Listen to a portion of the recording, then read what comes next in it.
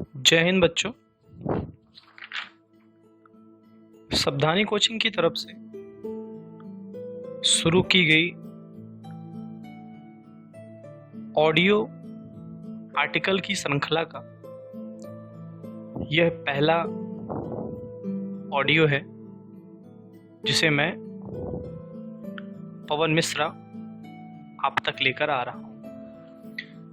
पिछले कुछ दिनों में जिन आर्टिकल्स को मैंने न्यूज़पेपर में पढ़ा, उन्हीं में से एक आर्टिकल आज मैं आप सभी लोगों के साथ शेयर करना चाहता हूं।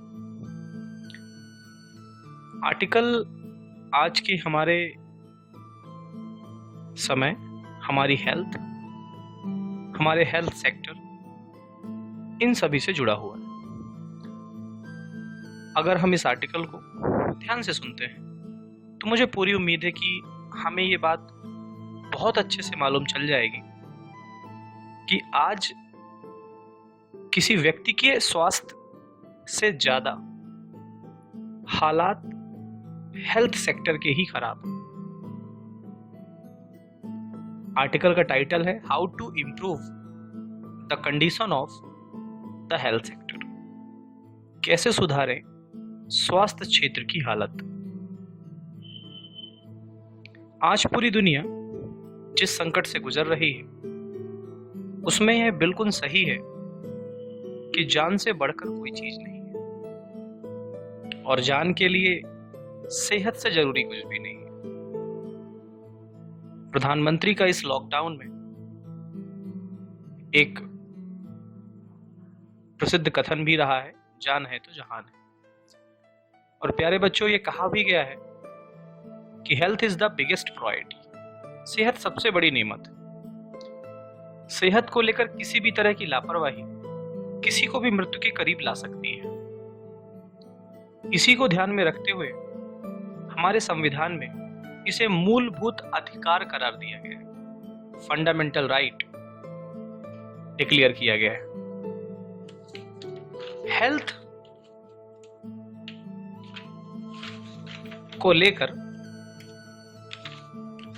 हमारे देश में कई सारी स्कीम्स आज चलती हैं, कई सारी योजनाएं चलती हैं,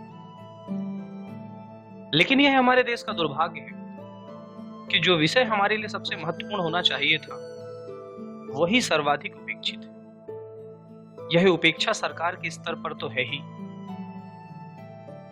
लेकिन व्यक्ति और समाज में भी इसमें पीछे नहीं है। मैं 3 प्रमुख बिंदुओं पर प्रकाश डालूंगा। सबसे पहले तो व्यक्ति, फिर समाज और फिर हमारी सरकार। भारत में आमतौर पर कोई भी व्यक्ति स्वास्थ्य को लेकर तब तक चिंता नहीं करता है जब तक कि उसे कोई गंभीर बीमारी ना हो जाए।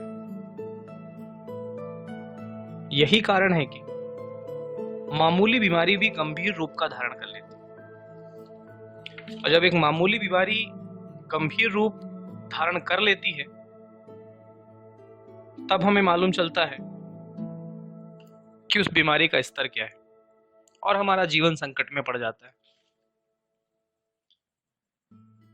जानते बूझते बीड़ी सिगरेट पीना, पान गुटखा तंबाकू चबाना, शराब पीना, खाने पीने और साफ सफाई को लेकर लापरवाही बरतना आदि स्वास्थ्य को लेकर हमारी उदासीनता का ही बहुत बड़ा उदाहरण है।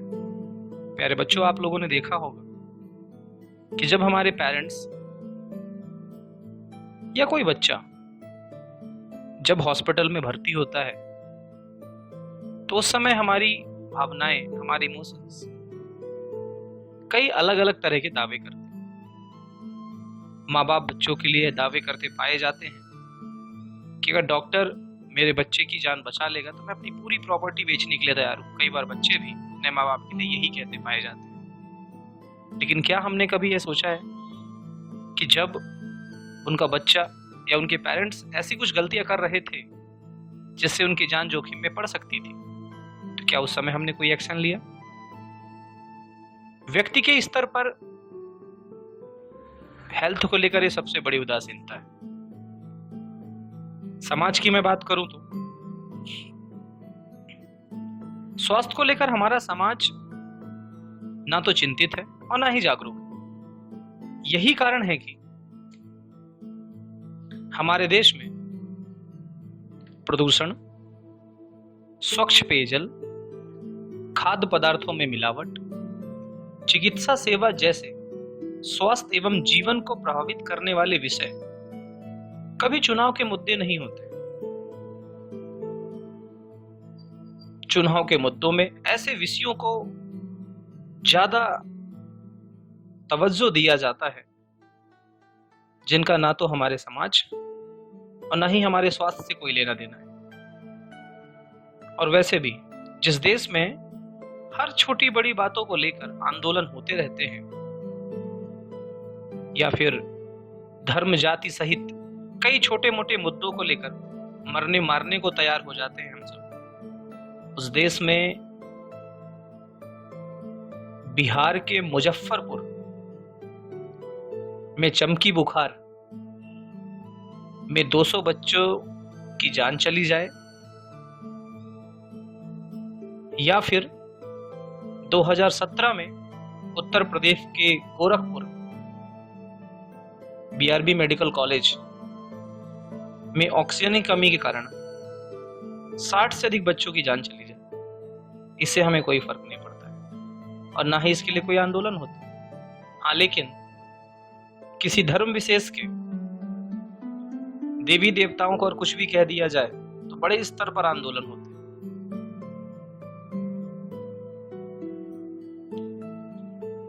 मुझे यह बात कभी समझ में नहीं आई कि क्या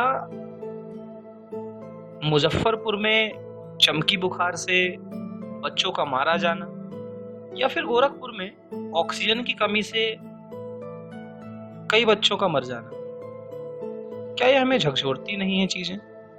क्या हम इन चीजों को लेकर आंदोलन नहीं कर सकते हैं? क्या हम इन चीजों को लेकर सरकार के सामने अपने प्रश्न नहीं रख सकते हैं? या हम रखना नहीं चाहते, या हम रखना भी चाहते हैं तो हमारी सुनने वाला कोई नहीं है, या फिर ऐसा भी हो सकता है कि समाज में शायद इन बातों का कोई मतलब ही नहीं। जब व्यक्ति और समाज के स्तर पर स्वास्थ्य को लेकर कोई गंभीर नहीं है तो सरकारों के स्तर पर स्वास्थ्य को लेकर गंभीरता का नहीं होना स्वाभाविक है। सरकार भी उन्हीं मुद्दों पर ज्यादा ध्यान देती है जो व्यक्ति और समाज के स्तर पर महत्वपूर्ण होते हैं। प्यारे बच्चों, मैं आपको बताना चाहूंगा यही कारण है कि भारत सरकार अपनी टोटल जीडीपी का केवल 1.3 स्वास्थ्य सेवाओं पर खर्च करता है। उदाहरण के तौर पर अगर भारत की कुल कमाई 100 रुपए की है तो स्वास्थ्य सेवाओं में केवल और केवल वह 1 रुपए 30 पैसे खर्च करता है। क्या आपको लगता है कि पैसा भारत जैसे विशाल देश की हेल्थ को सुधार सकता है? मैं आपको बताना चाहूंगा, भारत के कंपैरिजन ब्राजील टोटल जीडीपी का 8.3, रसिया टोटल जीडीपी का 7.1, दक्षिण अफ्रीका टोटल जीडीपी का 8.8, हमारे पड़ोसी देशों में अफगानिस्तान 8.2, मालदीव 13.7, नेपाल 5.8 अपनी जीडीपी के पैसे खर्च करते हैं। मुझे कहने में बहुत बुरा लग रहा है, लेकिन मैं फिर भी आपको ये बताना चाहूंगा कि बांग्लादेश और पाकिस्तान भी स्वास्थ्य पर भारत से कहीं ज्यादा पैसे खर्च करते हैं। ये बात अलग है कि मीडिया इन देशों को हमारे लिए एक निगेटिव तौर पे दिखाती है, तो इनके बारे में कुछ अच्छा सुनना ये हमारे लिए थोड़ा सा हमारे डाइजेशन को खराब करने जैसा होता है। WHO के अनुसार प्रति 1000 पर एक डॉक्टर होना चाहिए, लेकिन भारत में 7000 की आबादी पर एक डॉक्टर। आंकड़ों की माने तो भारत में 14 लाख डॉक्टरों की कमी है। इस पूरे आर्टिकल का कंक्लूजन मैं आपको बस इतना ही देना चाहता हूं कि देश में स्वास्थ्य क्षेत्र का बुनियादी ढांचा कैसा हो, स्वास्थ्य सुविधाओं की गुणवत्ता कैसी हो, इसका पता शायद आज हमें चल रहा है जब हम एक महामारी का सामना कर रहे हैं। कोविड-19 का हमला हमें यह सोचने को विवश करता है कि देश में स्वास्थ्य क्षेत्र की सेहत पर अगर अब ध्यान नहीं दिया गया तो आने वाले वक्त में भीषण महामारियों के प्रकोप से हमें कोई नहीं बचा सकता। बच्चों, इस आर्टिकल पे आपकी राय क्या है? ये आर्टिकल आपको कैसा लगा? कमेंट्स बॉक्स में आप हमें बताएं। धन्यवाद। जय हिंद।